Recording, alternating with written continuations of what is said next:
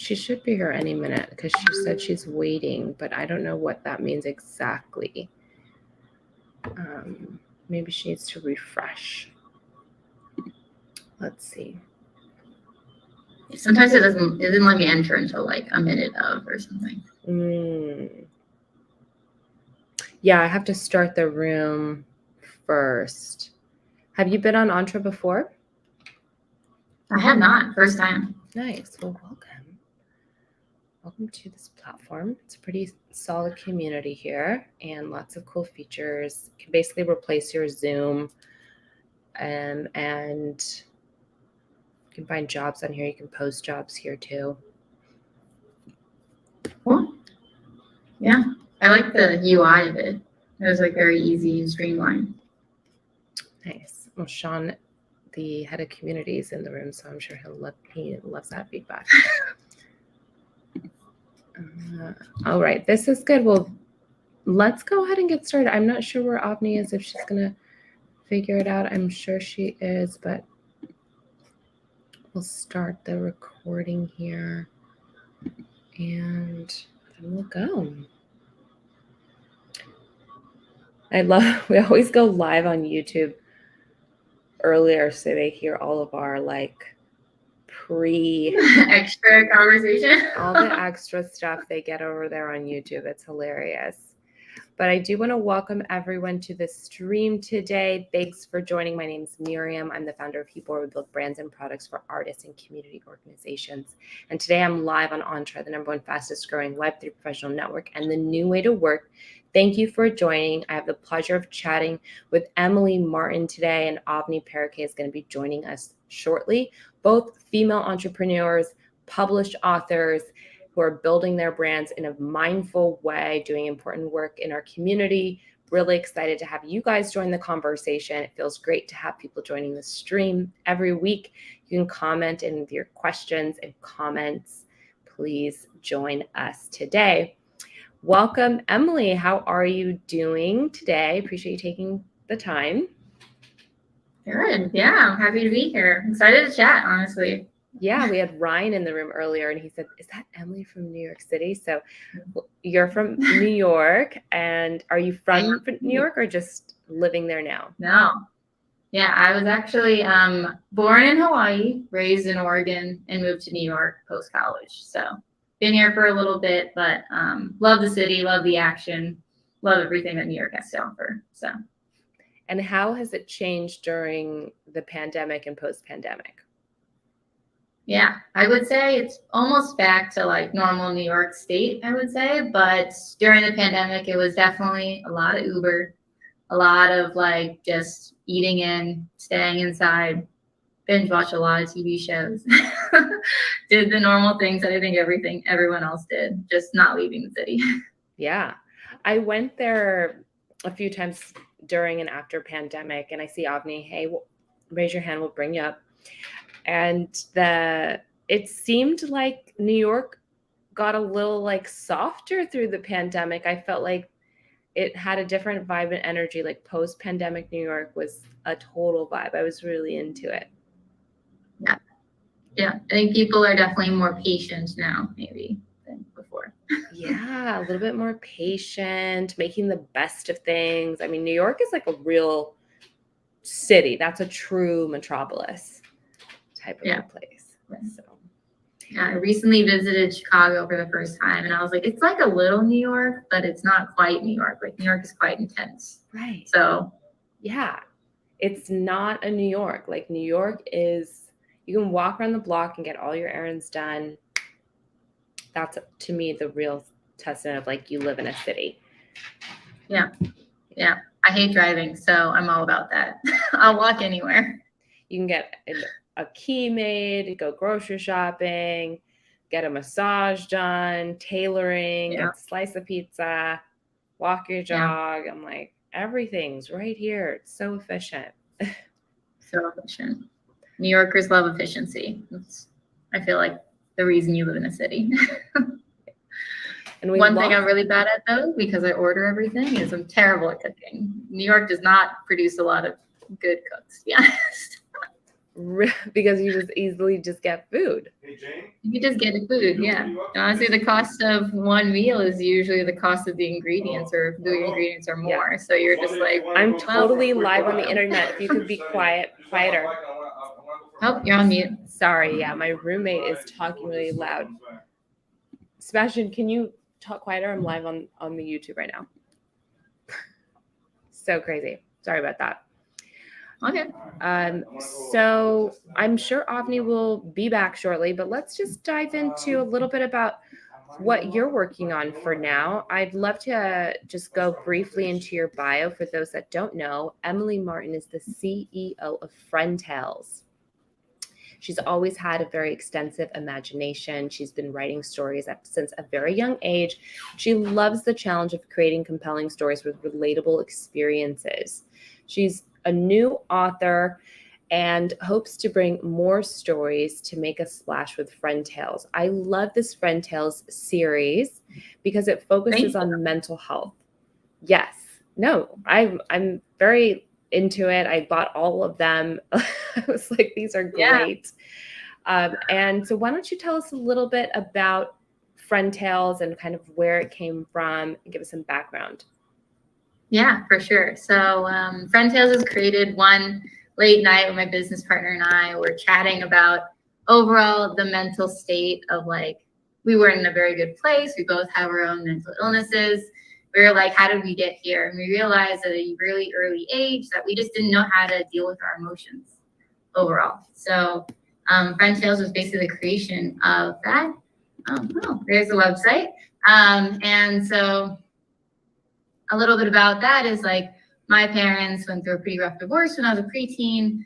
They didn't believe in therapy. They were like, oh, just walk it off. So we wanted to create these imaginary friends that would allow people to connect with these characters and feel like they always had a friend in them, almost like an imaginary friend would be, but actually in real life. So we're creating this comic book series of each of these different characters that helps actually talk through this, right? Talk through their emotions, talk through their feelings, understand what's going on. And that's where all these comic books came from. So each of these different characters basically embodies a different mental health state. So we have kind of like inside out, but mental health characters, which is fun. So there's like depression, anxiety, OCD, addiction, and more. And so that's kind of the fruition of the idea and where we're making it come to life and how it's working. Such a powerful work that you're doing to be tackling this, especially for that age group. I can imagine it can't be easy to go about that. How did you meet your co-founder? Yeah, we were both actually at, we do have an app, by the way, Nikolai. We met actually at another startup that was like a more AR-based startup. And we both had parents who I think just kind of like, we were both Asian overall in our ethnicity, and they're like, oh, you're going to be fine. Don't worry about it. But we all were like, I don't know. I feel like we got to have some way to connect with something or someone. And loneliness is a huge problem right now, especially because the pandemic elevated it to such an extent that we're like, we need to build something, make something to crave that loneliness, make sure people feel like they're never alone. So that's kind of where an imaginary friend came in. We're like, okay, imaginary friends are naturally there for you, right? No matter what, they help you empathize, help you talk through your emotions. They're not really there, but they're there cognitively to help you almost develop yourself a little bit further. So when we founded Friend Tales and we created it together, my co-founder does all the artwork, and he has a team of artists that do all the illustrations of the comic books. And then I basically write the comic books, and I work with a team of different clinical psychiatrists, psychologists, therapists to help craft the stories and something that's relatable to the kids, because we want to make sure that it is in their language, their tone, but also is like clinically accurate, right? We're representing the mental health state we're depicting well, and so that it helps them relate to the signs and symptoms they're basically seeing in the stories. Very good. And how did you guys come up with the name Friend Tales? Yeah. We had like a bunch of names, honestly. I think it honestly stemmed from me watching a lot of Veggie Tales when I was younger, if anyone else watched Veggie Tales. But we knew that we wanted them to be relatable like friends, right? We wanted them to feel a connection to it. And they were all tale-based, they're all story-based. So we kind of just like merged the two together and then made Friend Tales. I see we've got some things going on in the chat here. Thank you for chiming in. Definitely continue bringing those comments to the conversation. Be Local Texas. I see. So you're that is from Nebashir. I hope I pronounced your name correctly. If I didn't, I apologize. Nonprofit that helps B corporations in the state of Texas. Definitely. I'm going through the B certification. I started it in 2019 and I'm coming back to it now. Emily, have you heard of this B certification? Yeah, I have. I do know it is a process. So how's it going? It is, as much as you think like, oh, I'm doing so good, like I'm really trying to be mindful and do all these things, it forces you to look in the mirror and be like, wow, am I really doing enough? Because it has these check boxes of all of the things, and you start to understand how much more you can be doing and how much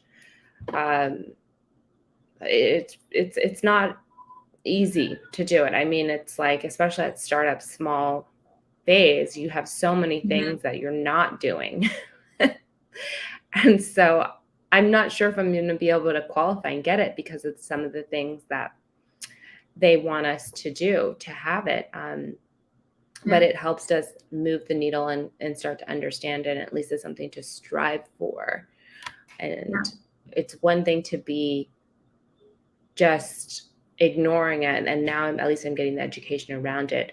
It has actually made me think about changing one of my values too, from sustainability, is one of our company's core values, to regeneration, because I feel like sustainability is starting to really get greenwashed, and it's not enough. Sustainability is not enough. I mean, that's definitely what got me here, but to take it to the next level, we got to think about like regeneration.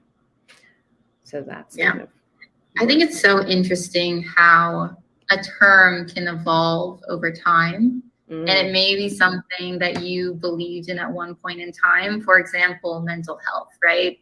Because I'm in the mental health space, but then the mental health like blew up during the pandemic. So now there's almost like you have to distinguish yourself further than everyone else saying mental health, which is hard, right? Because that is what you stand for and that is what you believe in.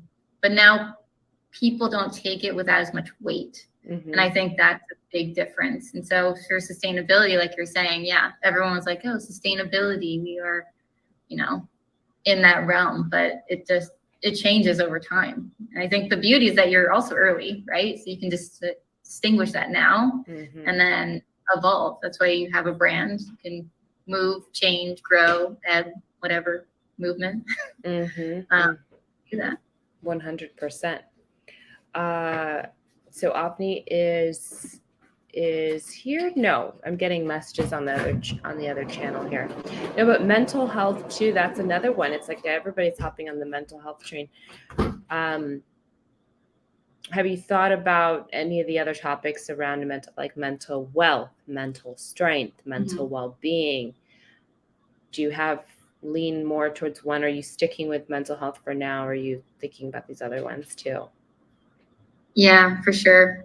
I think it's a little hard to define because I know people are moving towards like mental fitness and like mental wellness and those kinds of terms.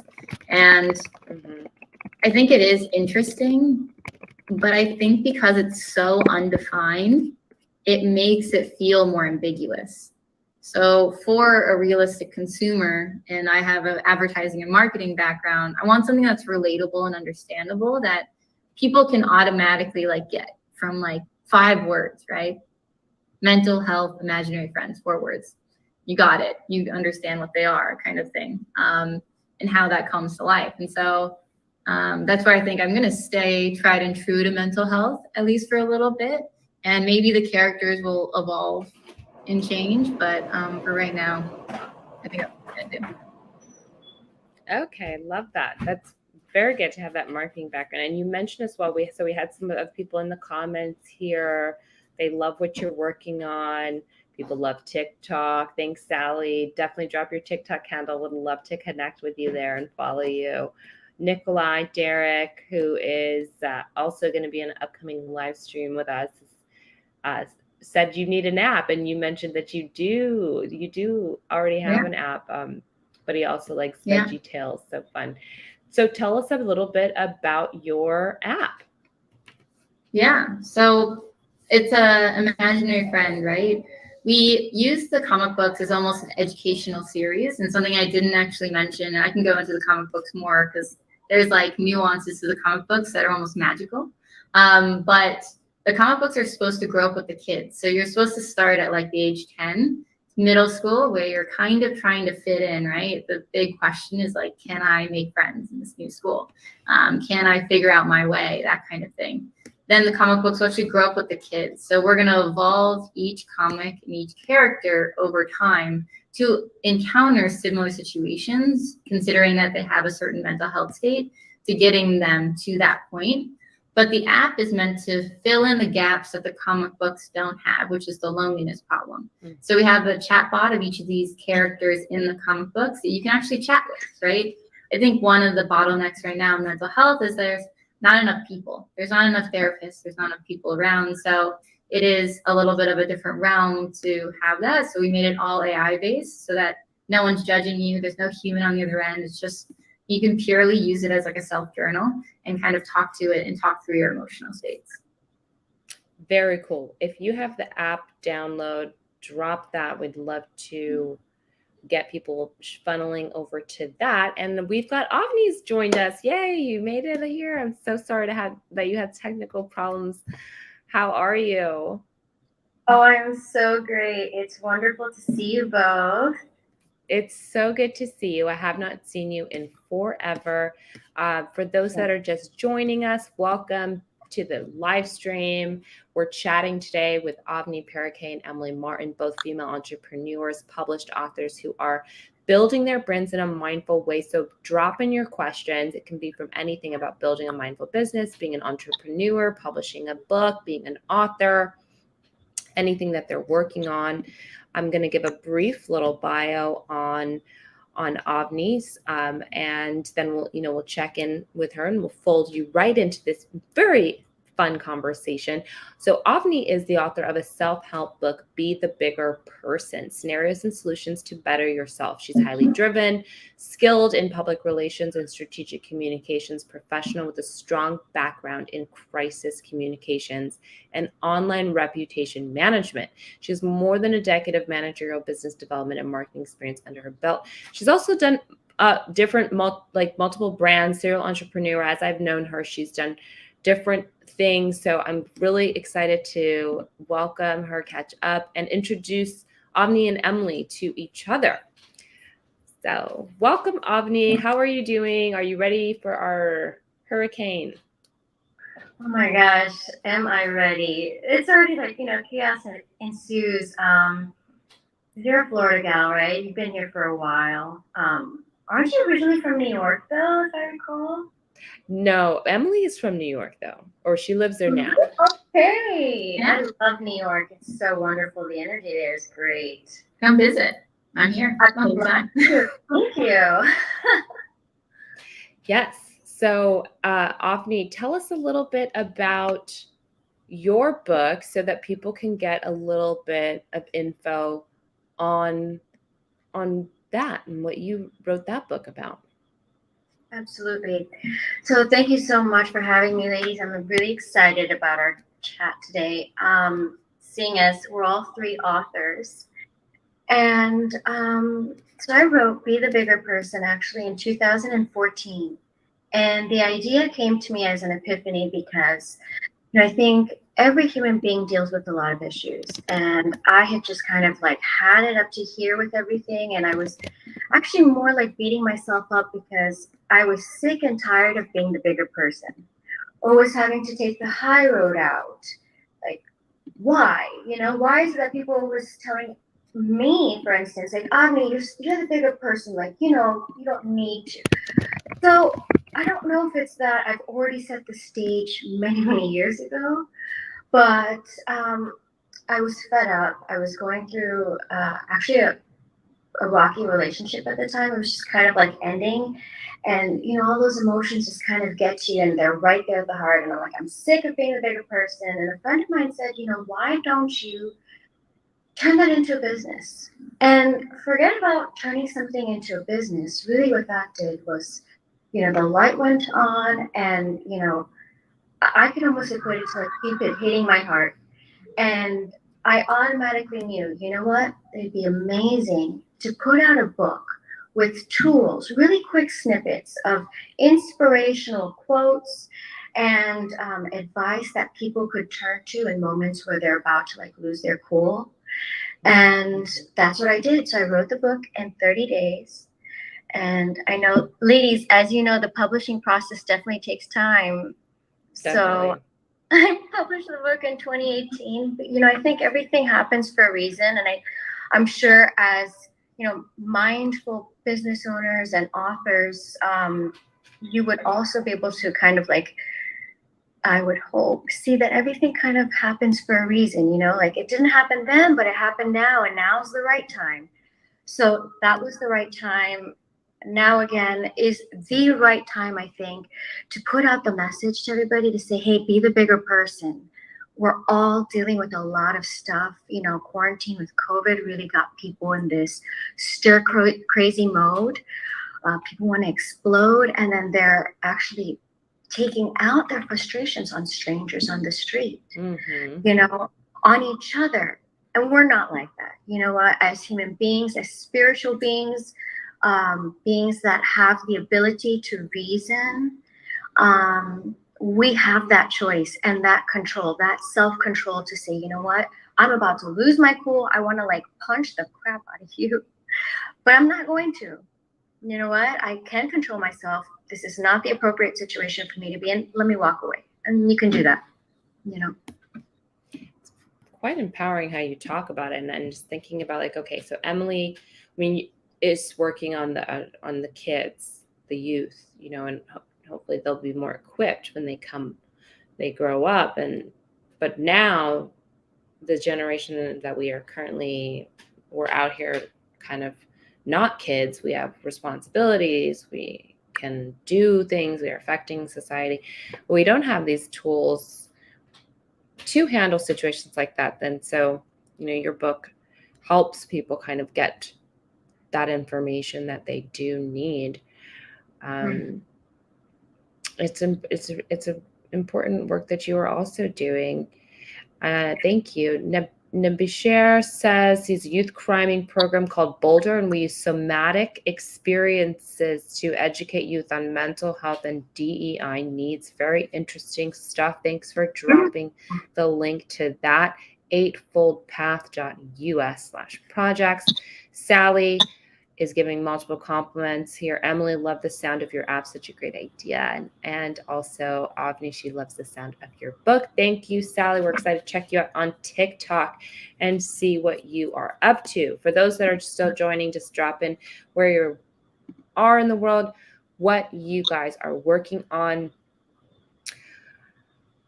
We touched on this a little bit with Emily. So Avni, I want to, what makes you still like continue with this work? Obviously, you wrote the book in 2014. You had that incident. Are you still fueled to continue to doing it? What are you up to now? What are you working on these days? Yes, great questions. So one thing about being like a mindful business owner is that I'm so fueled and passionate by helping others. Just like both of you ladies, it's basically like a calling, And so I'm still so very passionate about being the bigger person. I'm coming out with a self-development workbook that's about to drop, I think in a month or two. I kind of just need to like double check my deadlines and everything, but it's going to be before the end of the year. And that is a supplement to the book. And the book offers quick snippets, and it doesn't give you the ability to actually sit there and self-reflect, because it's one of those things that in my mind was, it could be a book in the pocket. You're going to lose your cool, quickly open the book. You know, if you have an affirmation, you can actually flip to any chapter in the book, any page in the book, and you will get, you know, a positive affirmation that kind of helps you off of that ledge. And then the self-development workbook for Be the Bigger Person actually takes it that step further, where you can sit there and actually sit there, read questions, exercises, fill out the blanks. A lot of the time, we kind of know what's going on in our head, but until you see it on paper, right, Emily? Like, until you see something on paper, it may not click in the same manner. You know, it kind of goes to the same thing. Like, some people take in information easier when they're reading. Some people take it in easier when they're watching it. So all of those different mediums, if you still are taking in information, you should actually try to write it out, read it, and watch it if you can, because it hits on all of those senses that help us actually internalize. And then, you know, it's all about mind, body, spirit. So once you're able to like hear it here, hear it here, and here, you can actually put forth, you know, those mindful principles. So Be the Bigger Person also does have an apparel line. People can check out www.btbpbook.com. There's a lot of great things in the works, but you can also follow me on social media at avniparekh.com. I've got some news that I'm sitting on, and I can't tell anyone about it just yet. So I will tell you, you'll be one of the first persons I share this with, and then we can, of course, circle back and then talk more about all that. Okay, great. And have I been mispronouncing your last name? Yes, and it's okay. It's Parekh. Sorry. It's all good. I thought I was doing so good. No, but you know what? I really did like that pronunciation. So Yeah, it's like Tarjay. Exactly. Oh gosh. Well, we've got a question here coming in, and this is a good one. Actually, I was going to ask this a similar one. Thank you, Nicola. This is perfect. Emily, what has been the most difficult part of creating Your Friend Tales as a business? And is it your vision to offer this comic book series to school counselors at the various age levels? Yeah. So I would say the most difficult part about creating a business, and actually it's kind of the topic of this whole stream, is being mindful of everyone's emotions while making the business. Creating a business is intense, right? It can take a lot of turns. It can have a lot of pressure on you, especially having a startup, and like if people are trying to get you to raise money or do something else.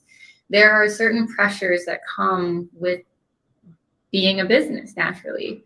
But I think one thing is that I have to be mindful of everyone I hire and everyone that is, you know, contracted with me, of their emotional states. And I think that's a really important part of being true to the mental health focus that we are all here to support, and that it takes very cognizant moments to be like, okay, it's not the end of the world. It can be moved. There can be a deadline moved. There is nothing that is really causing anything. And so my vision here with the comic book series is really that it allows kids to funnel through and feel more confident about themselves and understand their emotional states better, be more aware of their emotional surroundings, and increase their emotional intelligence. We actually have had school counselors review it, and they're actually kind of big advocates for us sometimes. I send them out, and they love seeing them and giving them to their kids to read. And then they give us actually feedback back, which is really nice. But I think the hardest part, again, is like being very mindful of that you are doing a kind of an intense thing, but everyone needs to still have a good mental health while doing it. So it's a balance overall, especially as a CEO. Yeah, absolutely. Yeah, because work still has to get done. Definitely.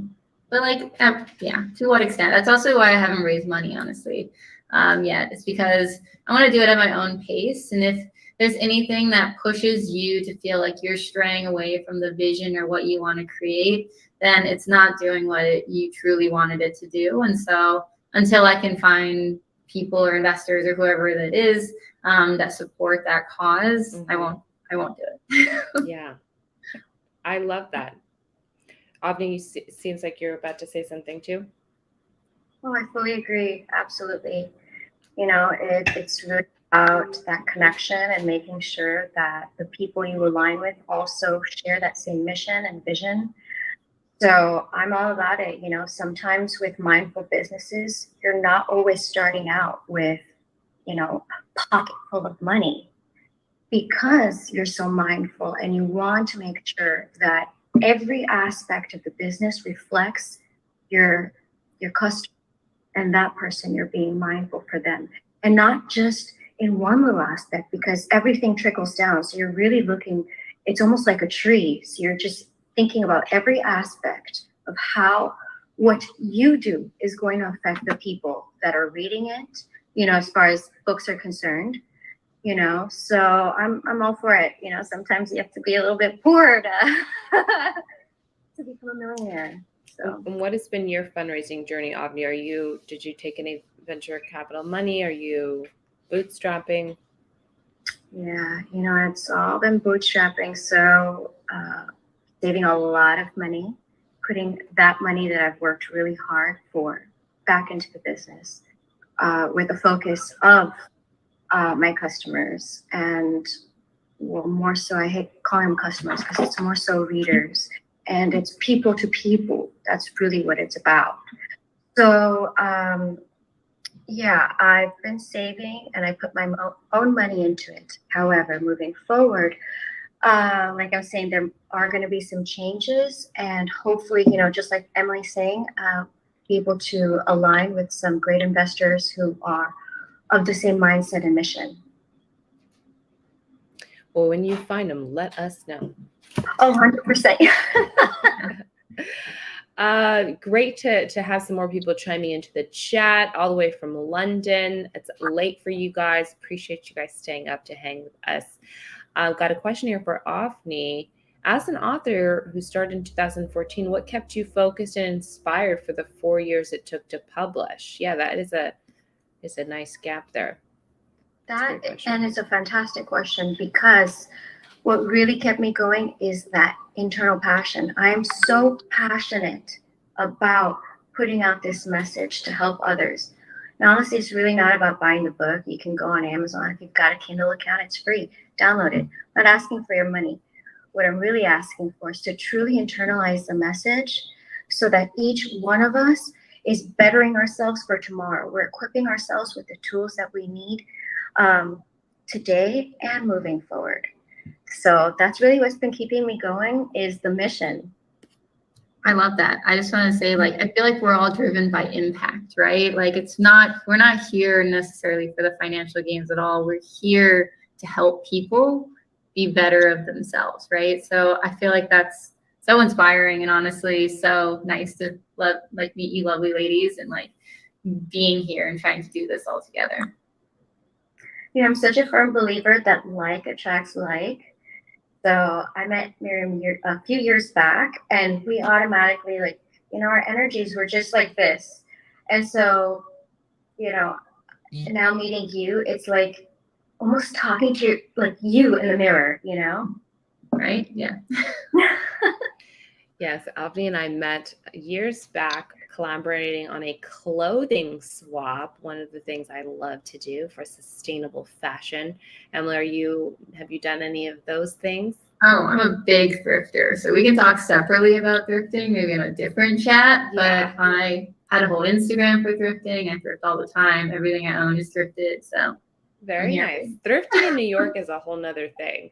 That's next level. It's like fashion. It's hunt. Yeah. Yeah. It's a hunt. Yeah, and actually, Avni, I'll send you. There's a clothing swap tomorrow if you want to come to it. It should be a pretty. Oh, thank you so much. If I'm not flooded in. Yeah, I don't know if it's going to happen, and we'll see with the weather. I'm not sure, but we've got more questions for you guys rolling in. This is fantastic. Emily, they want to talk a little bit about your use of social media. How important has it been social media to spread your message? And do you feel that you face any PR barriers because of the nature of your business? Yeah. So I have not say I've had any PR barriers, but I would not say we're not known enough to maybe have that level of PR. We've had a few press releases here or there, but I think the interesting thing is something that we decided early on as just a strategy for marketing is that our audience is the kids, like the kids have to be bought into it, but our way in is the comic books, and the comic books are usually purchased by the parents. So our social media is mostly geared towards parents because they're the ones actually purchasing it. While it is available on Amazon, if the kid has access to the Amazon account, they could automatically purchase, but I would say usually not. A kid going on Amazon is probably going to buy a toy over like the book, but who knows, maybe. But I feel like that's where getting the parents to understand and recognize the signs and symptoms within the kid, and then going and looking for tools to actually help them better their kids' emotional states is something that I think the pandemic has not really done a good job doing, is like educating those parents about what to do in those situations, right?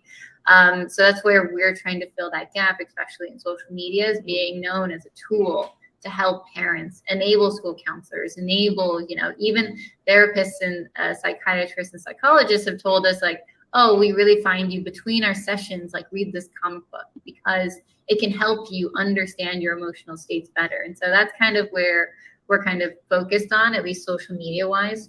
We do acknowledge that social media is a huge part of teenagers right now, right? Like bread, butter, it's how they value themselves. It's how they see their worth.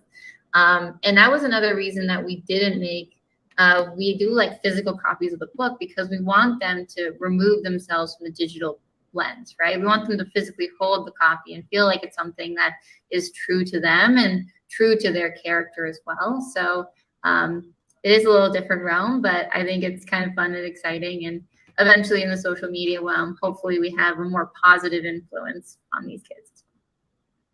I love that. And I think that there are so many places you can go with it being a comic book series. I mean, Marvel movies are huge.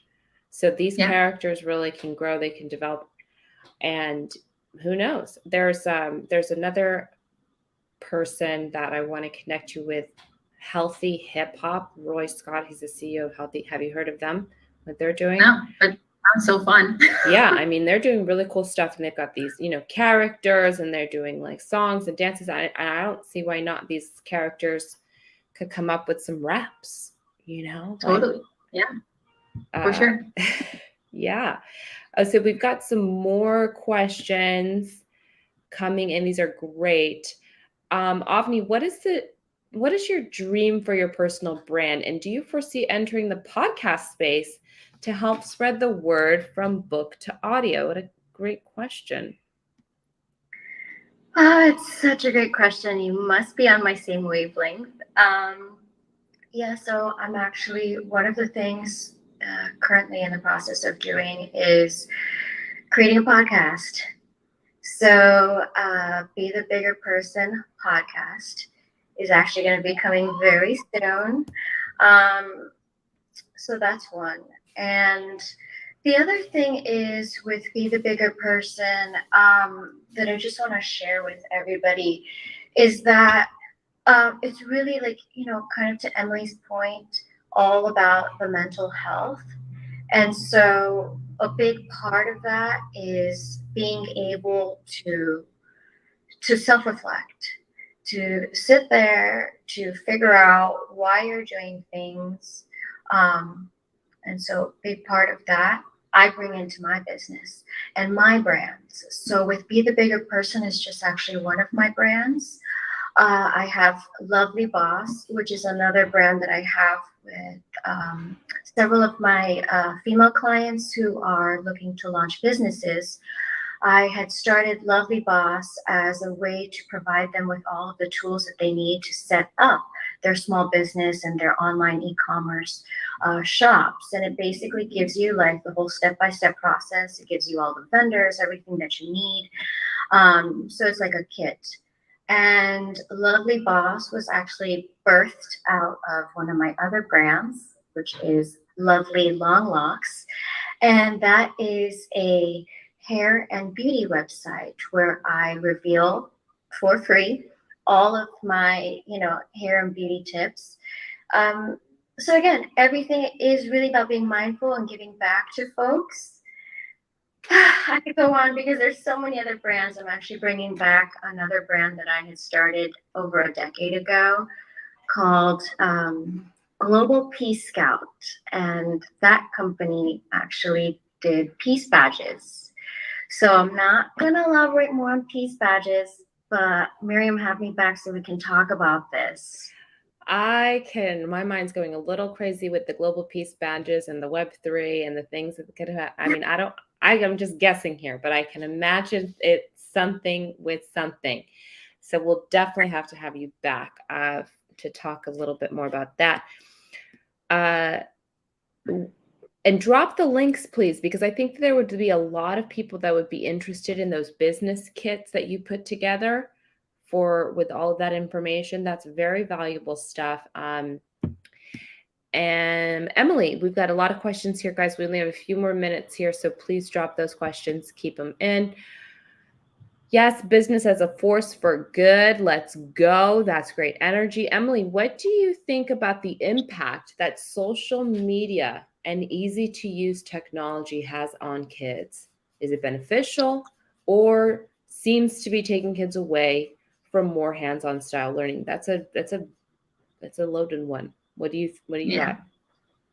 That is a loaded one, but I think just like business can be a force for good, technology can also be a force for good. Mm-hmm. I don't think technology necessarily has to have a bad connotation.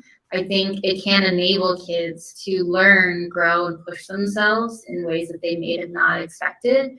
But I think there's certain habits and behaviors that can develop out of it that we need to proactively remove, right?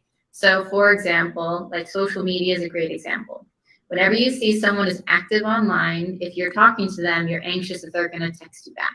That is something that you don't really need to know, right? There is certain features that are naturally supposed to capture you into the application itself in social media to make you almost addicted to it. And it's designed that way, yes, right? Yes. So I think being smart about the technology you expose your kids to at a very young age and making them cognizant of the things that they might encounter is something that I think there's not a lot of education around, but there needs to be a little bit more of, and parents need to enable that in their kids because you can't expect kids to figure things out on their own. They're just kids, right? Like they're just trying to make their way through like the day, let alone like understanding that like something might be toxic to me or it might affect me in a certain way that I may not anticipate. So I think that's where it's a little bit different, but yeah, that's my take on it.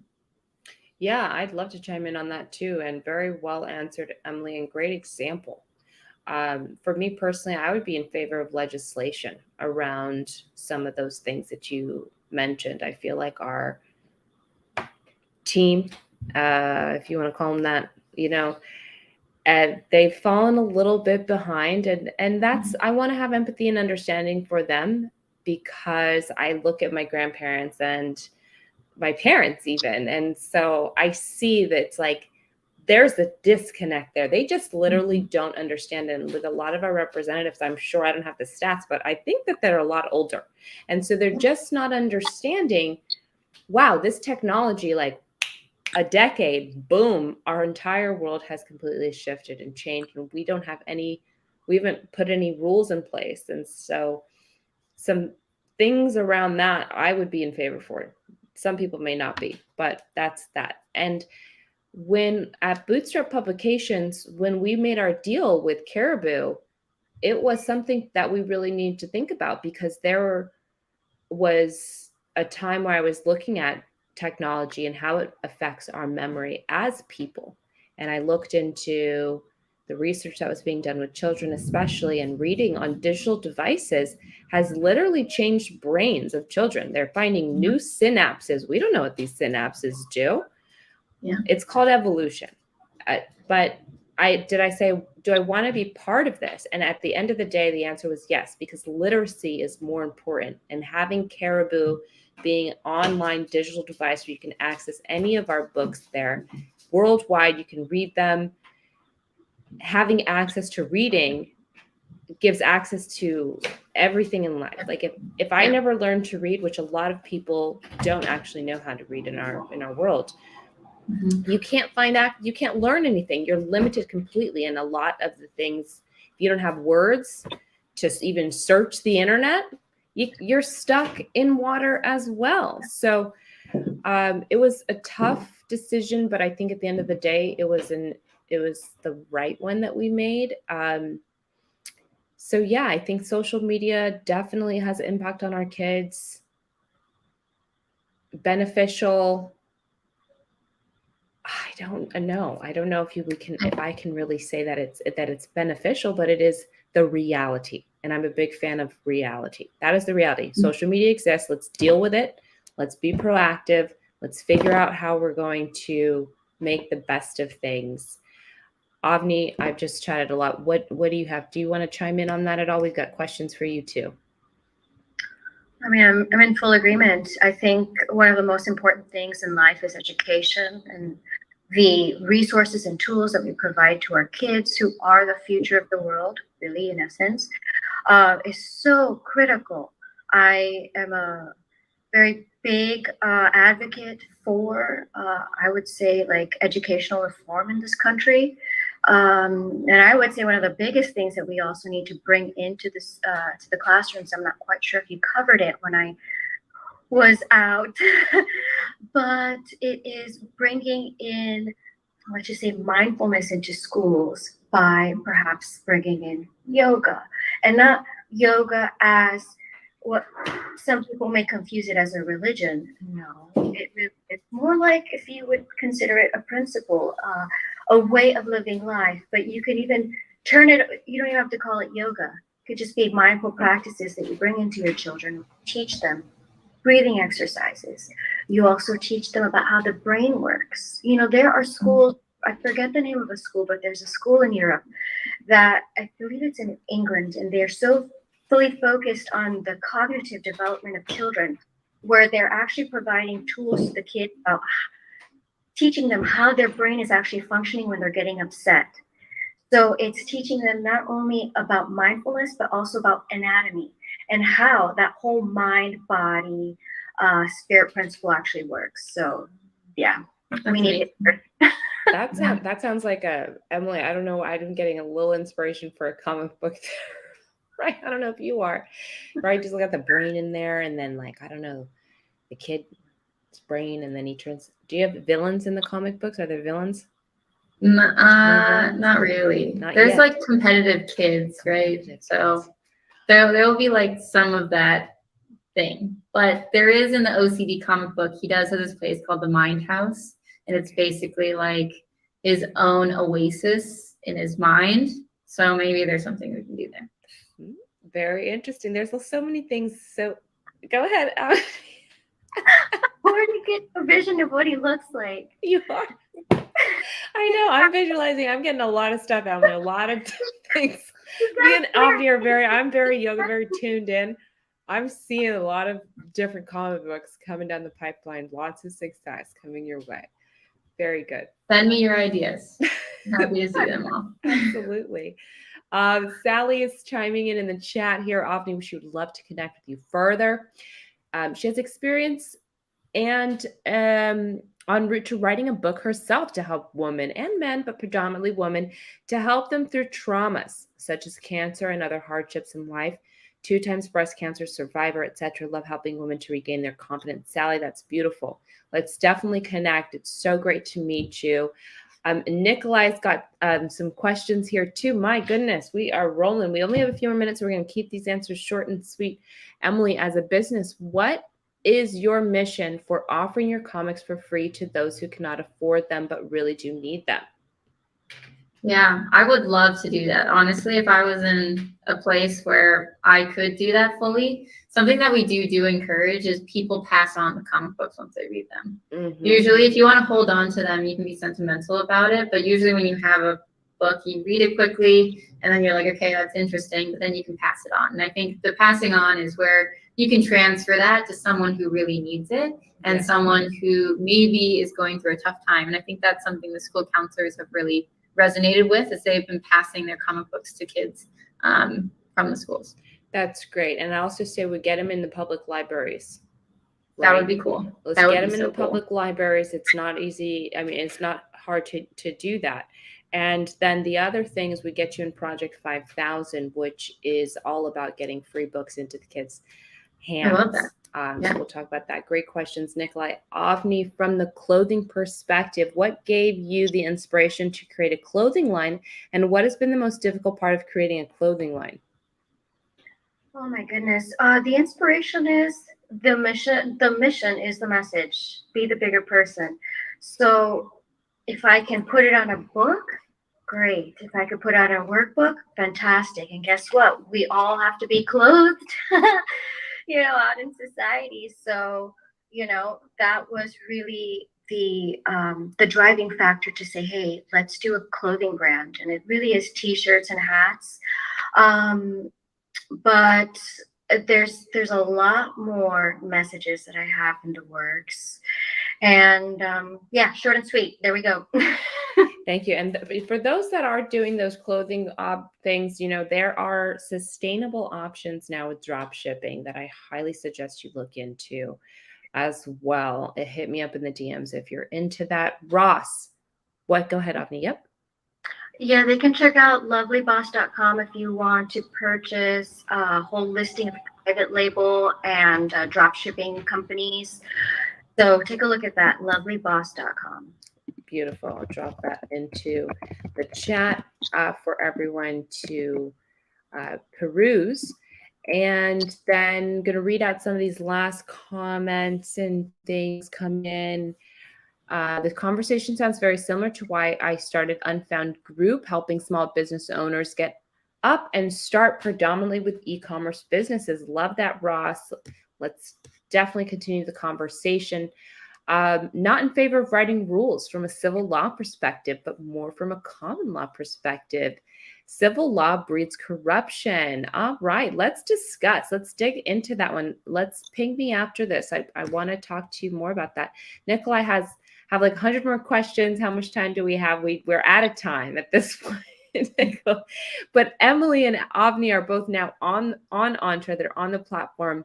We're going to get their social links here in a minute too, so that we can connect on other things. Civil law creates laws to prevent bad things from happening. Common law creates laws to keep good things in place that are working. Thanks for breaking that down, but I think I would like a little bit deeper of a breakdown. If you don't mind, let's connect after. And yes, ladies, how can people get in touch with you if they have more questions, they want to talk to you more? Okay, so we're so mindful waiting for the other. You can find me on Instagram at avniparekh.com. Well, sorry, at Avni Parekh. Don't go to avniparekh.com. That website is currently in the works. I also build websites too. So connect with me on Instagram. Send me a message. I do check the spam folder and whatnot. I will answer you.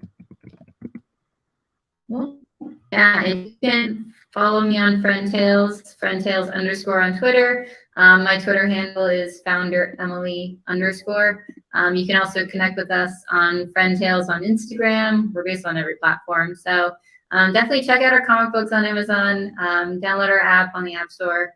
Test it out and see how it's going. Thanks, ladies. I appreciate you both for taking the time today and for the work that you guys are doing and for chiming in. The app is called FriendTales, I believe. Is it called FriendTales? Yep. FriendTales, one word. All one word. Yep. Friend and Tales. Friend and Tales. TALES. Yeah.